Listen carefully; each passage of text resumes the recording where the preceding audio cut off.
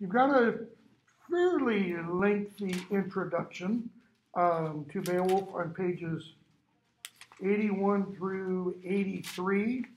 I think it's just about the longest introduction you have in the book, and that's probably because Beowulf is Roy Lewis' bailiwick. I mean, this is what he's probably, I was going to say it's probably what he's best known for in terms of his scholarly work, but that's not quite true.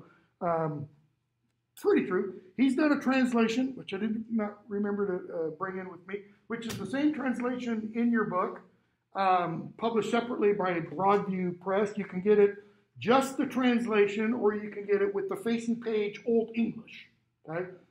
Which, you know, when I used to teach the graduate course, I would recommend students get that because they can use his modern English translation kind of as a crib to cheat, you know, essentially, to help them with theirs, but they have the Old English as well. He's written an awful lot on Beowulf. He's edited a collection of essays on Beowulf and Old English literature and such. And Lewis is, I think I mentioned this before, one of the top Anglo-Saxonists in the world. He really, really knows his stuff. Okay.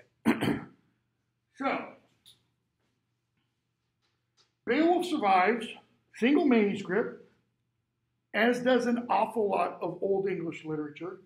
And in Middle English literature, pretty soon, well, I'll take that back, not pretty soon, I was going to say in a couple weeks, but in a couple weeks, we're still going to be on Beowulf.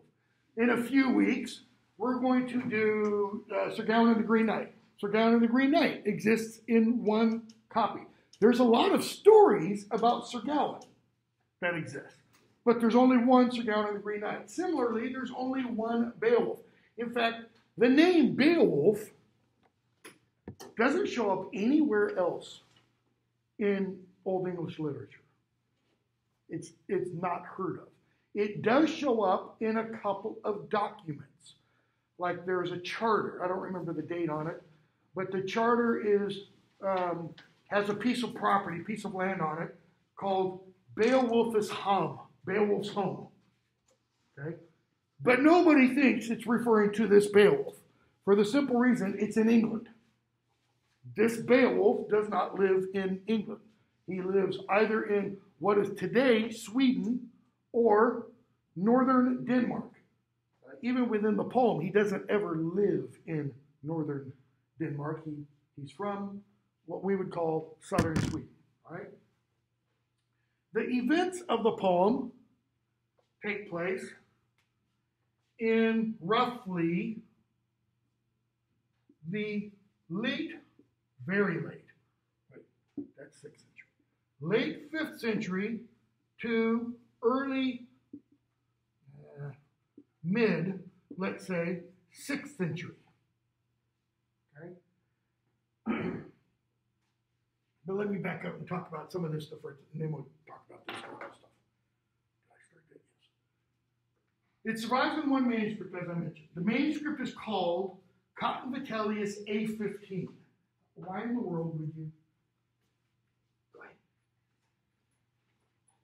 Why in the world would you give it that kind of name? It's called Cotton because of one of its owners.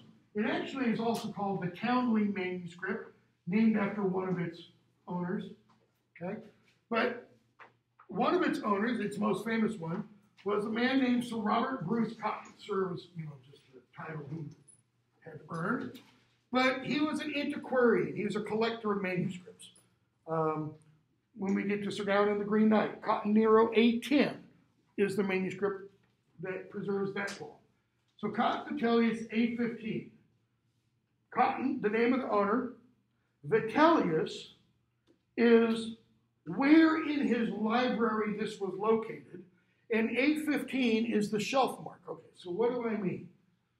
Cotton arranged, think of this room as his library, right? He would have on the walls bookcases. Like if you ever have an opportunity or, you know, weird desire to come to my office, I've got bookcases on the walls. Individual bookcases, one next to another. So he had all these bookcases lined around the walls in his library. And on top of each bookcase, he had a bust, a statue of the head of a Roman emperor. Right? So this manuscript was in the bookcase that had the bust of the Roman Emperor Vitellius sitting on top. And I don't know if he had the busts arranged according to alphabet by their last name or arranged according to the date that the Roman Emperor served. I honestly don't have that information. Okay? But A refers to the first shelf, 15, the 15th item from the left. Okay, that made it very easy for him to find things. I mean, it's a very, very early cataloging system because if you have a whole bunch of books, you should. I don't. You should have a way to catalog. I've got this weird memory where I know where I put books and I can remember exactly where I put them like years later. And if it's not there, then I loaned it to somebody and it's gone, kind of thing. So he had all these, bookcases. If I remember right, he had something like 20 of them, each one with a different bust, etc. Okay? Now, the manuscript is actually two manuscripts that have been bound together. Okay? So the two manuscripts bound together, all together hold or include these 5 works. Wonders of the East, Alexander's Letter to Aristotle, Life of St. Christopher, Judith and Beowulf. Okay? Judith and Beowulf, I believe, I don't remember if your note says, yeah, Judith and Beowulf are the only 2 pieces of poetry. These are prose. Okay? And it's kind of interesting when you think about all of these, because they all involve fantastical things. I mean, let's just talk about Beowulf. Grendel is an element of fantasy, right? Are there real Grendels walking around the earth today? Okay, there are people in the Pacific Northwest who might say, Bigfoot, Sasquatch, he could be close. Or people in Tibet, the abominable snowman, kind of a thing. Okay, that's not Grendel still. Because Grendel's referred to throughout the poem as a demon, as a spirit, though he's human-like, etc. Okay? So what else? Let's skip Judith for a moment. Life of St. Christopher. Anybody know the story of St. Christopher? Christopher was a dog-headed man. Okay? Blows your mind, right? He had the head of a dog. And he becomes a Christian, and his head gets transformed. Okay? That's one version. Another version is he's a giant. And if you ever see a St. Christopher medal, you'll see a guy carrying somebody on his shoulder. That's St. Christopher, the giant, carrying Christ over a river. Okay? Alexander's Letter to Aristotle is full of all kinds of fantastical things that Alexander supposedly saw as he was conquering the East. Iraq, Persia, India, because he conquered all those places. So why does he write this letter to Aristotle? Because Aristotle was his teacher. He was his tutor, right? And so, the idea is, you got to see all this stuff, Aristotle. And Aristotle was a scientist of nature, natural phenomena and such. Last one, the wonders of the East. Let me go back for a second. St. Christopher, now I've got this niggling doubt in my mind that Christopher was not a dog-headed person, but the other part of me is going, yes, he was. But there are definitely dog-headed people in the wonders of the East. There's dog-headed people. There are, if I remember correctly, people with their heads or faces, if you want, in the middle of their chests. So think of all this here. All right. It's been ages since I've read that. People, I think, who walk on their hands instead of their feet. And I think there's people who have only one leg, which is probably the source for C.S. Lewis's duffel puds in Voyage of the Dawn Treader, I think it is. Okay? So, and then there's Judith. So in each of these four, you have what we could call monsters. I mean, I think if we walked around, if we went someplace and we saw human-like creatures with faces in the middle of their chest, we would call that monstrous. It's totally other. Or if we saw people with dog heads instead of regular heads, we would kind of be a little freaked out by that, okay? And then there's Judith. Judith doesn't have any, so to speak, monsters. Except Judith, the character Judith, or, big or, we could say, and I'll spell this for you in a minute, the person she kills, which is a man named Holofernes, Holofernes, or Holofernes, if you want. How's that monstrous? Well, you have a woman who kills a man, which in this time period, it's not to be done. Why does she kill him? Because he's a rapist. And he's trying to destroy the Jewish people. So she kind of seduces him. She doesn't literally, because that's what he wants. Okay? And then she sneaks in and cuts his head off.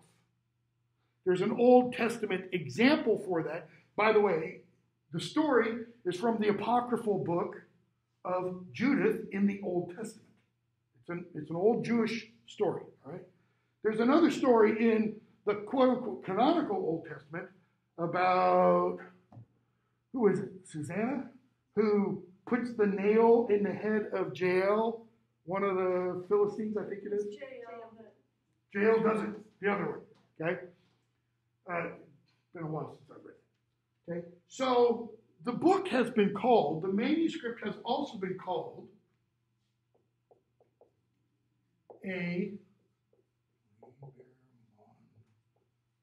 book of monsters, a Liber Monstrorum, which is kind of interesting. I mean, it's not its actual title, which is kind of interesting because there is a book called the Liber Monstrorum that has included in it the character of Helak, okay, who is Beowulf's uncle. And the reason Helak is included is because Helak was supposed, or Hygelac, as some people will pronounce it, was supposed to be a giant. In fact, in Gregory of Tours, I think it's the history of the Franks. It might be the history of the Frankish kings. Memory's a little unclear there, and I don't think Lise has the title in his introduction. Gregory of Tours mentions you can go to Helak's grave. It's on an island in the middle of the Rhine River, he says. And you can see his bones, essentially. His leg bones, like his thigh, were supposed to be like this. Well, he was supposed to be like 9 or 10 feet tall. All right?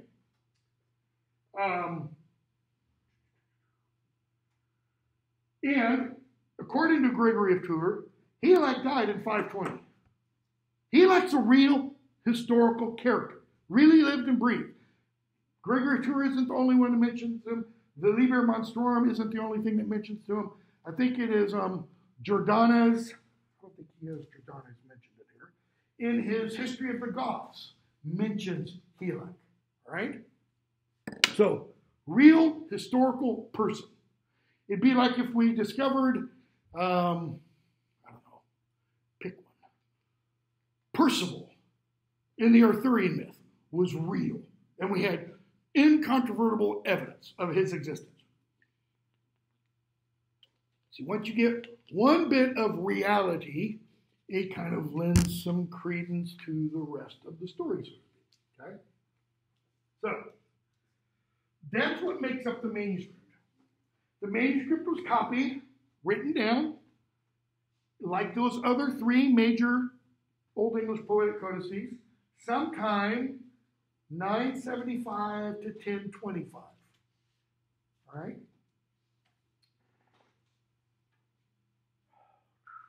Let's skip the Tolkien stuff for now. Let's talk about this. So So it was copied down sometime late 10th century, early 11th century. The events in it, as I said, however, occur sometime in the 6th century, late 5th century. Okay? You can't place it any more concretely than that, other than you could, if Helak died in 520, then part of the story occurs before that, because it occurs when Helak is still alive, and part of the story occurs at least 50 years later, because Beowulf rules for 50 years after Helak's death, and after the death of Helak's son. We don't know how long his son reigned. Right? So that would put it to 570. So that would be mid to late 6th century. But that's the world within the poem. When was the poem composed? See, that's one of the biggie questions in Beowulf scholarship. The poem exists in what language? Ready? Old English, Anglo-Saxon, which is used in, the only reason I know her, because she had me for a class a couple of years ago, which is used in England in the period of roughly 500 at the earliest to about 1100. Now, we know the manuscript dates probably at the latest to 1025. So that's the latest it could be composed. And there is a scholar, Kevin Kiernan, formerly of the University of Louisville, University of Kentucky in Louisville, who argued in articles in a book, and the Electronic Beowulf still makes this argument, that what we have in the manuscript is the poem as originally created. Okay? In other words, he says that part of what we have in the manuscript is the author's handwriting. And we'll talk about that a little later. And if that's true, then that would be the date of composition for the poem as we have it now. See, part of the problem is, what's the original form of the poem? Some scholars say what we have preserved in the manuscript today is not the original form. That the poem originally dates from the 7th to early 8th century. 7th, 600 at the earliest, to the early 8th century, early 700s. Right? And one of the reasons that is argued is because there is seemingly to some, one of the things, little overt Christianity. Okay? There is an emphasis on pagan traditions.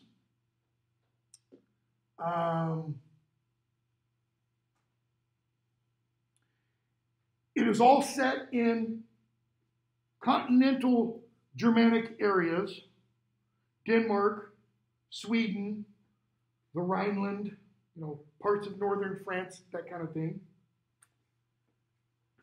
And then some of the language used in the manuscript, some of the language used in the poem, and some of the language used in the manuscript. That is, some of the individual words, and even some scholars suggest some of the forms of letters in the manuscript suggest that the poem was originally composed early. Okay? And one of the arguments is that some of those letter forms get copied from one period to another. That is, someone, as they're copying this, it's almost like they're a Xerox, and they're copying things exactly as they see them. Okay? Another theory is that it dates from the mid-9th century, the mid-800s. Why? Well, there's a character mentioned kind of in passing in the final third of the poem. And that character is named Offa, O-F-F-A. There is an English Mercian king who reigned in the mid-early 9th century. Offa of Mercia, right? who built a big wall, essentially, not really a wall, between England and what is now called Wales. It's called Offa's Dyke. Okay? It's a big mound of dirt with a valley on the other side of it. They dug a hole, and the dirt from the hole was piled up next to it, but it's not a hole, it's a trench, and it runs the entire border between England and Wales. Why would you build that kind of wall? What's the purpose of every wall, other than a wall in a house? One of two things. Like the Berlin Wall that the East Berliners constructed in 1961 was to keep the East Berliners in, okay? Or the kind of wall, Trump wanted to build on the southern border was to keep, essentially, the East Berliners out, to keep the immigrants out. Okay? So the wall is to separate, to either keep somebody in or to keep somebody out. Okay? Offa's Dyke was to keep the Welsh out. All right? And there are some reasons for suggesting it could be from the mid-9th century. There are some names that are used in the poem other than Offa.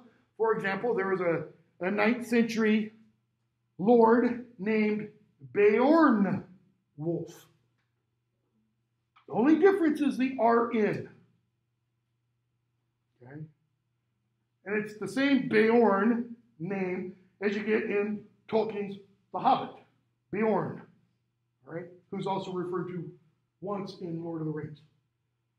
Then there's the late date proposal, which is the 10th century to the very early 11th century. And that is essentially that the poem, as composed, is contemporaneous kind of with the manuscript. Okay? And part of that theory is that it is somebody looking back on an earlier time in Anglo-Saxon/Germanic history and kind of looking back with nostalgic eyes. And we have a good modern example of that. Sir Walter Scott, novelist and poet, 19th century British, wrote a series of novels, okay, that were set in the past. The most famous of those was Ivanhoe. And it was set in the supposedly late Anglo-Saxon, early Middle English. The history's kind of really screwed up there. Because he has Saxons battling the total French from the later Middle Ages. But it's that kind of idea. Somebody looking back on the past and saying, there's some that's good here and there's some that's bad. But there's no overt Christianity, because the poet is an accomplished thinker who says, well, I can't have overt Christianity because these people wouldn't be Christians. See, at the time of the poem, mid-6th century, Christianity hadn't reached that far in Europe, that far north. Everybody was total pagan. And as we go throughout the poem, always bear in mind, Beowulf is pagan. He's not Christian. Hrothgar is pagan. He is not a Christian. They might be monotheists. They might believe in one God, okay? But that doesn't make them Christian any more than the Jews' belief in one God makes them Christian, or Muslims' belief in Allah makes them, just because you might believe in one God doesn't mean it's Christianity. Right? So why is this important? Because how you date the poem, how you date its construction, will kind of determine how you interpret the poem. There are a lot of people who argue for an early date of the poem will also argue that the poem is fully pagan, and if there is any kind of Christian elements, or what one famous scholar referred to as the Christian coloring, that comes from later copiers of the poem inserting it, interpolating this Christian stuff. Like when I talked about the Wanderer, and I said, there are some scholars who say that essentially those last several lines about You know, if you want to find peace and stability and permanence, you know, look for it with God in heaven, who say that's not original to the poem. Well, I think, you know, in that case, they're crazy. There's plenty of that within the body of the poem itself. There are people who say that the elements of Christianity, while not overt, that are in the poem, got added later. Okay? No less a scholar of the poem than J.R.R. Tolkien suggested. And I'll talk about that when we get to those lines, because I think I'm going to be able to show, Tolkien was totally wrong. He was just flat out wrong about a specific set of lines, about 13 lines, that he says were added by some monkish interpolator. And I'm going to discuss those lines, and as we read through the entirety of the poem, I'll show how those lines just reverberate throughout the poem. They couldn't have just been added, because it'd be like adding a single thread to an entire tapestry. You couldn't do it after the fact, right? Also, if the poem was composed early and it celebrates the kind of people it does, how does the poem still get copied, I don't have it written down, late, in the 10th or early 11th century? And what I mean by that is, what happens between, say, 600 and 1016 in Anglo-Saxon England? What begins happening in the late 8th century, 787? Anybody remember? No problem if you don't. First day of class. The Viking Invasions. Well, who are the Vikings? The Vikings are the descendants of all the people talked about in this poem. They're essentially proto-Vikings, early Vikings.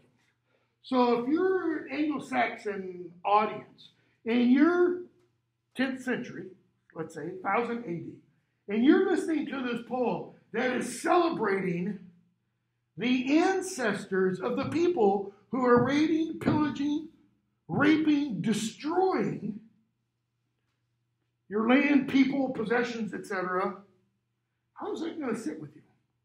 Are you really going to go, great poem, I really like, how you portray our invaders? No, you're not going to like that. So that's one of the arguments made by a very, very famous Anglo-Saxon scholar named Dorothy Whitlock. That's one of the arguments against the early date.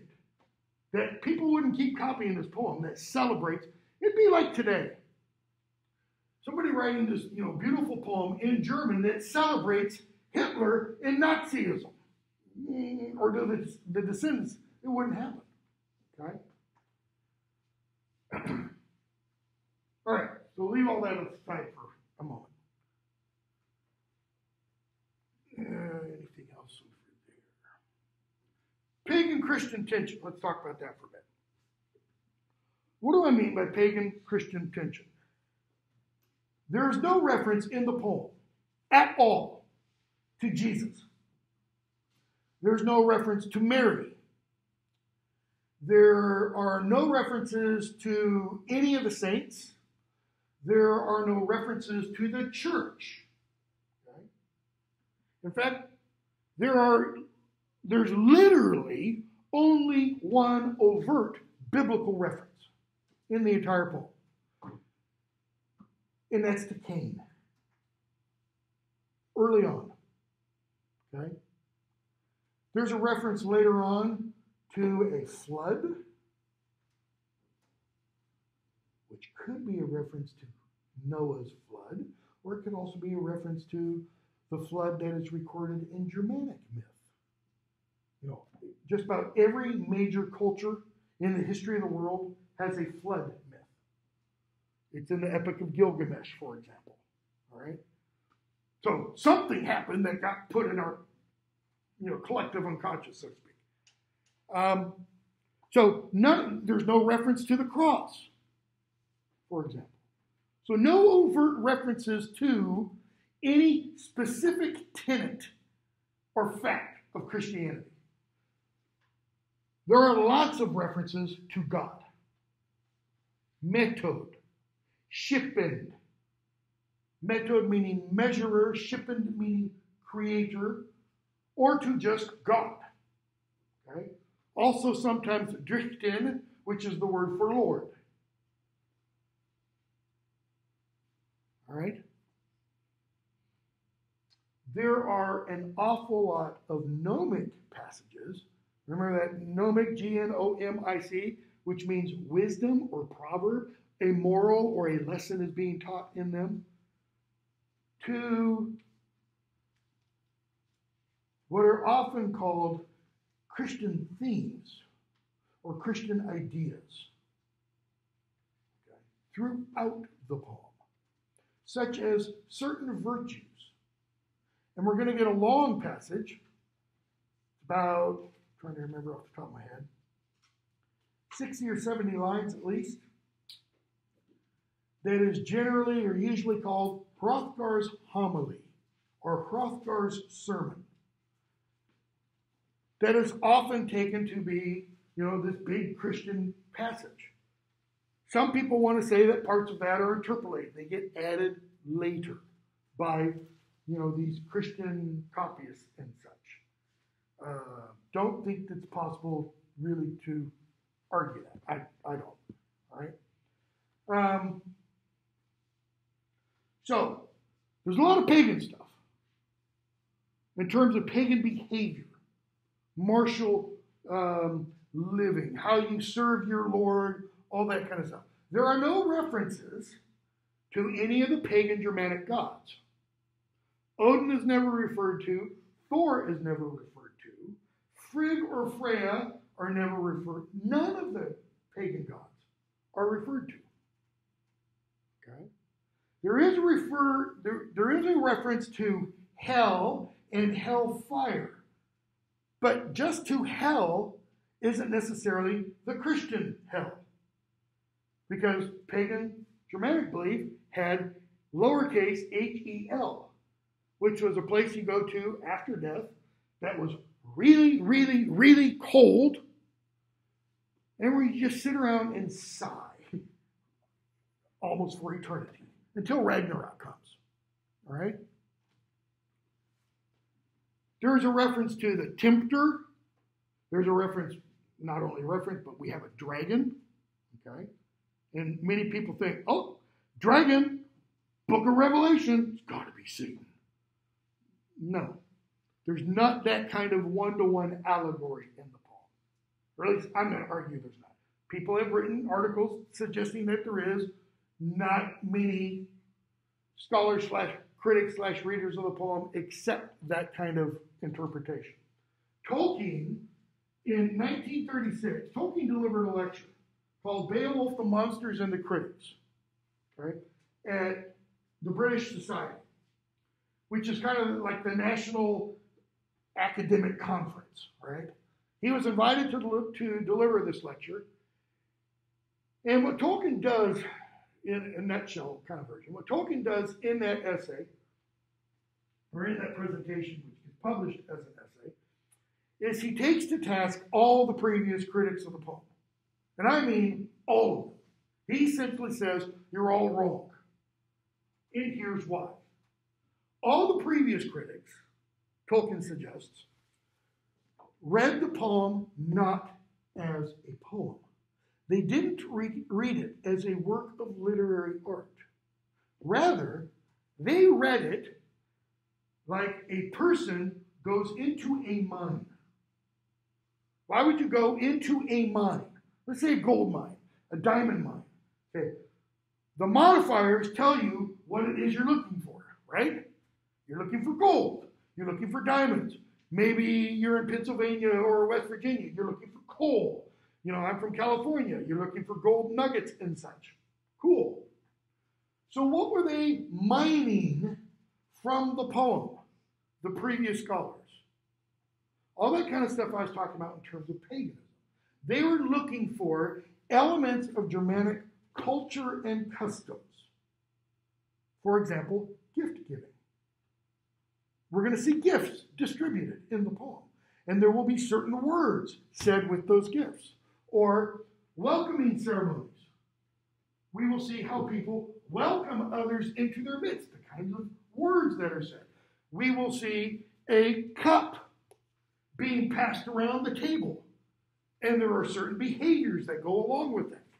We will see, someone promising to do something, and there are certain words that are used in terms of how you make a boast and such.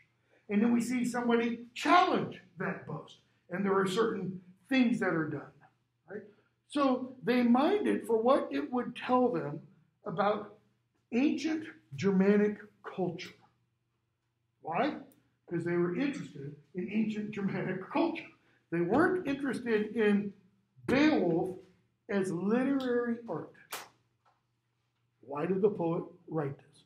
They read it as kind of a quasi form of history. Tolkien says, totally wrong. Because all of these previous critics said the monsters in the poem, how many of you have read Beowulf before? In some form. A few of you, okay? The monsters in the poem, Grendel's ma, or his mother, sometimes called Grendel's dam, if you want to use that old 19th century terminology, and the dragon, who is not named. Okay?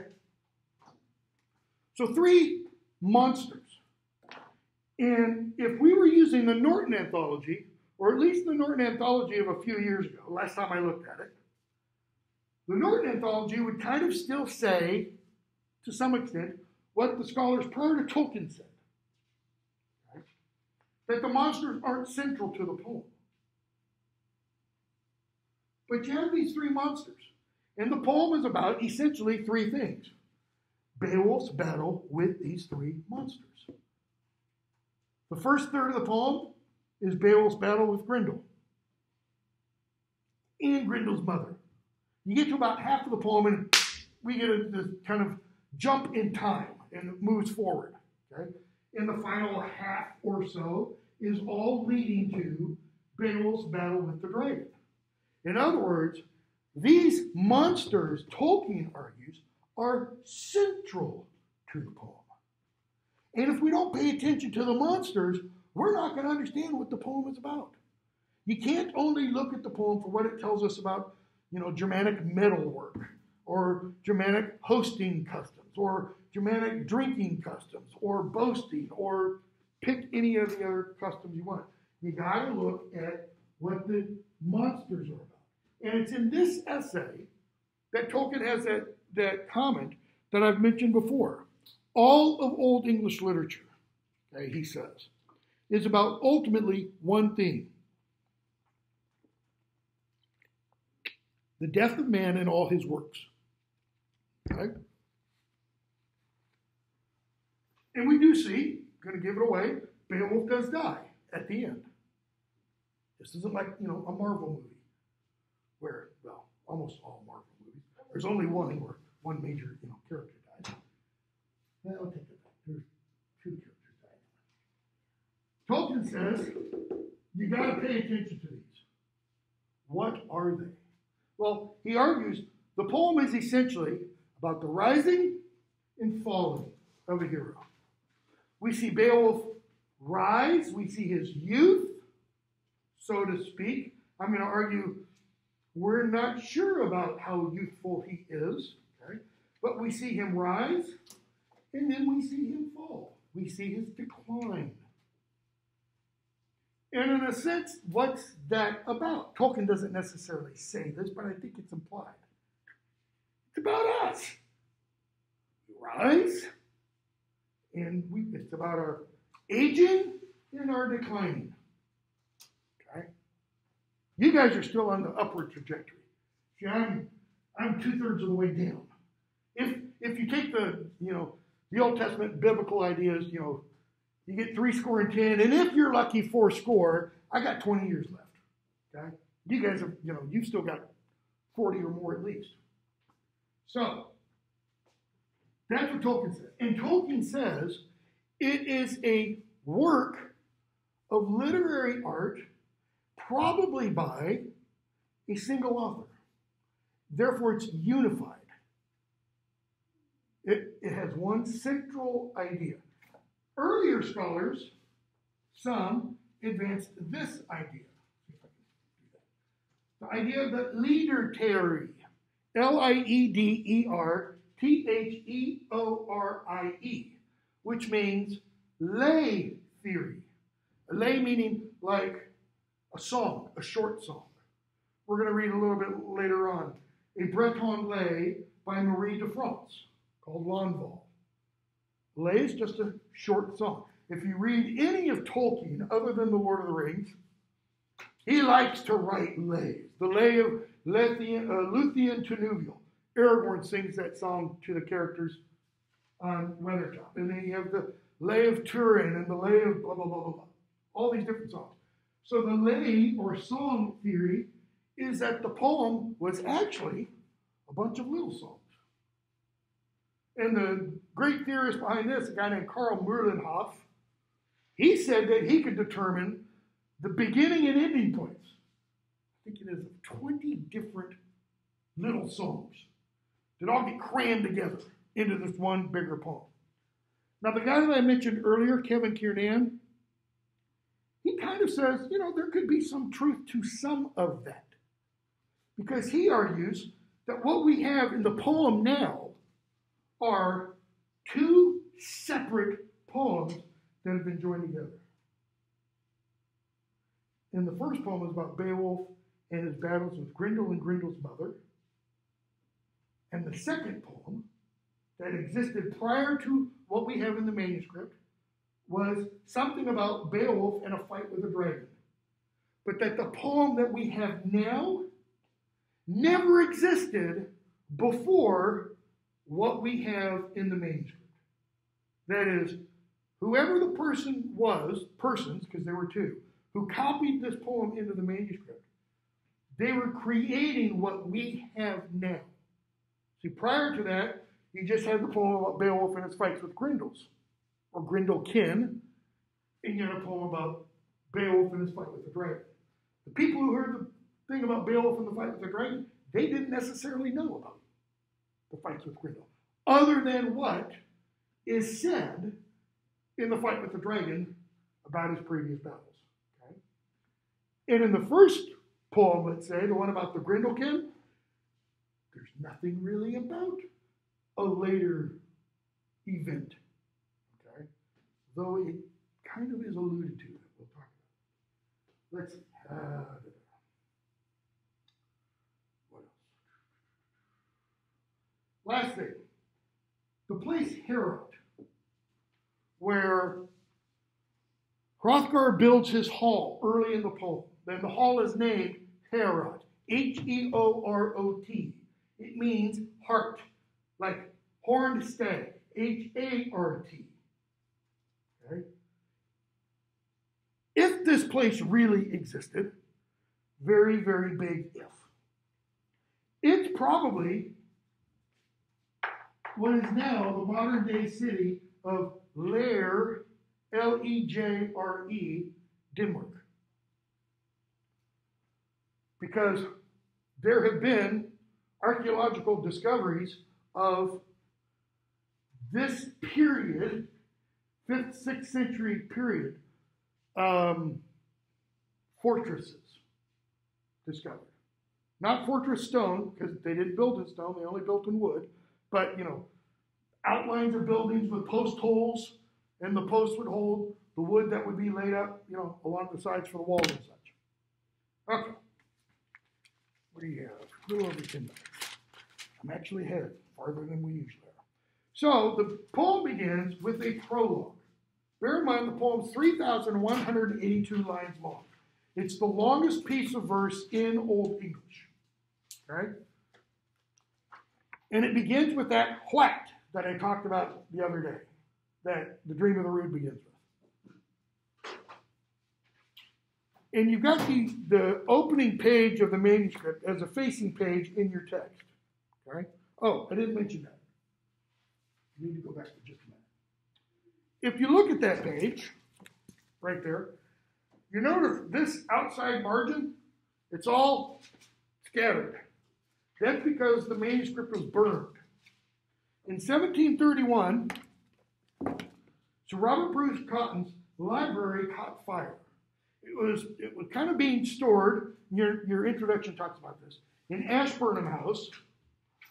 Kind of ironic, Ashburnham, burned to ash. In Ashburnham House, awaiting movement to the British Library, because Cotton had donated everything to the British Library. Right? So this fire broke out. And the accounts that we have tell us that people went into the library, started pulling manuscripts off the bookcases, going to the window and throwing them out the window. Well, out the window, there's a little bit of ground in the Thames. So some of the things that were thrown out landed in the Thames and washed away. Others survived. A lot of work was destroyed. Okay? A lot of manuscripts were, think of a manuscript as, I don't have another book that'll work. Think of a manuscript, the pages are closed. Think of something just this thick. The pages are closed. It starts to catch fire. This part in here is not going to burn at all. Why not? If it's like this, what does it lack? Oxygen. It won't burn. Fire has to have oxygen. But if it's on the outside edge, every now and then, I'll go out our fire pit and I'll burn stuff that, we could shred, but stuff that, might have Social Security information, that kind of stuff. And if it's a stack of stuff, I've always got to stir it up. Because if it's a stack of papers, they won't burn. The top one, the bottom one, a few on the outside. Well, that's what happened to the outer edge. This would be the outer edge. Okay? And as I said, a lot of stuff was totally destroyed. Manuscripts like the Beowulf manuscript were destroyed, were damaged. There were other manuscripts that burned and kind of shrunk up. And in their wisdom, people found those things and they kept them. This will blow your mind. It's at a conference, whatever it is, 20 years ago, at least. And there was a new technology available, funded by the U.S. National Science Foundation and somebody in Britain, where a chunk of charcoal, which was essentially a manuscript, was read through X-ray spectrometry. They could go through the individual sheets that were of vellum that were all bound up and burned and determine through color analysis what was the actual page or sheet of vellum and what was the ink on it. Okay? So some of these manuscripts have been the ones that they kept the charcoal from, have been partially deciphered. That's mind-blowing enough. The same thing has been done to manuscripts that were found in the library at Herculaneum in Italy that was destroyed by Mount Vesuvius when it erupted and destroyed Pompeii. Thousands of papyrus manuscripts were found there, and they've been kept. And they're gradually starting to be able to read some of them. It's thought that maybe some of Sophocles, for example, lost plays could be there. He wrote over 120. Only 7 survive. It's thought that probably somewhere there. Okay, so that's the fire. That's why the page is fragmented on the side. So, we have heard of the, and I forgot to bring the Old English. We have heard of the glory in bygone days of the folk kings of the Spear Danes, how those noble lords did lofty deeds. Notice, we. The speaker is bringing everybody else in. Right? And what does the speaker talk about? The glory in bygone days of what? Of the kings of the Spear Danes, the noble deeds, that the noble lords did lofty deeds. The poet is telling us what the poem is going to be about. Glory, noble lords, lofty deeds. When? When are these events occurring according to the speaker, the reciter of these lines? Which means what? Days no longer The Old English for that word, and I understand why he uses the translation he does. Yeardagum. Yeardagum. What does this, that's a G, what does this look like? It's really close. I mean, it looks like gear, right? But it's pronounced with a Y. So it's pronounced with a Y. Year. Okay? Dagum. That's days. This is the data plural ending. In days, and we would throw of days of year, days of, in olden days of yore. Yore means past years. Okay? So the speaker is telling us, I'm going to relate things that happened a long time ago. All right? Telling us that the world of the speaker of the poem is not the world of the poem itself. Okay? Everybody clear on that? The speaker is talking about things that happened a long time ago. They're not things that are now. So that we get this time, this temporal, dissonance, so to speak. And what's he saying? What did they do in the past? They did glorious, lofty deeds. And it's too early to make a statement, but we start to get this little indication. Man. But let me use a sexist phrase. Those were real men in those days. What does that statement mean? Not anymore. How do we talk about the people who began the country, the United States of America? The founding fathers. We don't talk about presidents of the last 20, 30, 40, 50 years as the founding fathers. Because we don't think any of them generally hold a candle to those early fathers, so to speak. So the speaker says, he's going to give us an example of one of those noble lords who did lofty deeds. Oft shield shoving, seized the mead benches from many tribes, troops of enemies struck fear into earls. Okay? The Old English for the seize the mead benches is medo setla. It's going to be eerie how some of this I remember. Medo setla oftea. Okay? Medo, we saw medo, mead, setla, you still hear the word every now and then. You can get on Facebook and you can buy a settle. It's a seat. Usually, modern parlance, it's a hall seat. It's something you place in a hallway or like an entranceway, someplace to sit down while you take your shoes off or take your muddy boots off or something. So it's the hall benches oftea. And he translates the oftea as seized. It's sometimes translated as deprived of. Okay, so what are we being told here? Did this guy shield the sheving, and the ing in sheving means son of. Shield, that's what his name means, shield. Son of sheaf. A lot of critics immediately say, oh, we have a Germanic fertility god. If he's the son of a sheaf, it's a sheaf of wheat, and he's a shield because if you don't have food, you can't protect your people. All right? So, he did what? He seized the meat benches.